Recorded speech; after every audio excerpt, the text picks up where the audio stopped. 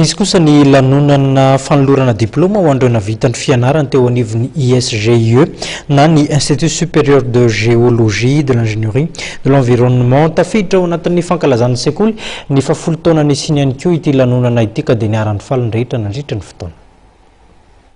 Nahatratra 7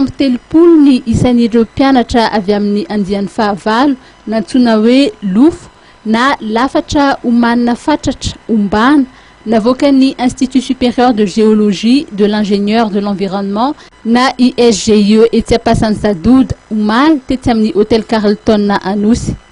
Nanaraka fampiofanana nandritry ny 3 taona ka notolorana ny licence professionnelle izy ireo.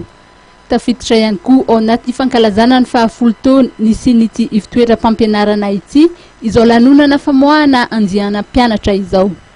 Nampiavaka an'ity promotion ity raha aloha le fahaizany teo zany le nambaraka izy ny promotion indrindra tao anatin'izay 10 taona zay fa ny ampiavaka azy koa zany dia le resahana teo ngamba le resaka vatsim-pianarana no somary naliana anareo le izy ny fampiofanana atao amin'ny SGE dia misy mpiara-miombona antoka manome fanampiana ara-bola subvention financière dia zay dia entina analefahana ny saram-pianarana ho an'ireo mpianatra mety sahirana tsy afaka mianatra kanefa hita hoe te hianatra zany dia satria mazava ny vokatry ny asa nataon'ireto mpianatra reto ary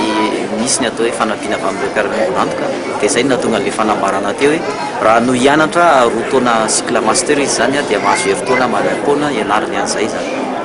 Nahazo ny salanisa 14 faingo 23 ireo mpianatra avy amin'ny andiany lofo ary ny 12 isan-jaton'izy ireo dia nahazo ny salanisa ambonin'izay avokoa.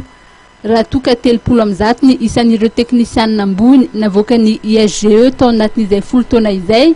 dia efa tafiditra any amin'ny sehatry ny asa avokoa izy ireo.